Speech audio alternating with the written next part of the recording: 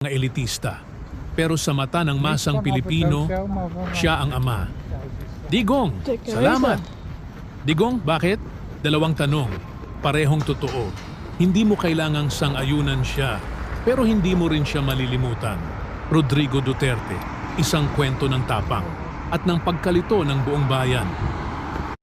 Ngunit bago ang huling kabanata, pakinggan mo ito. Isang alay na musika para sa kwentong hindi malilimutan. Ito ang awit ng masa ng mga boses na minsang pinakinggan.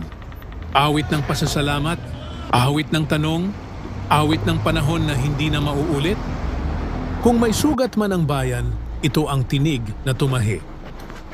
Sa pagbungad ng araw sa silangan, si Duterte ang sagot sa sigawan.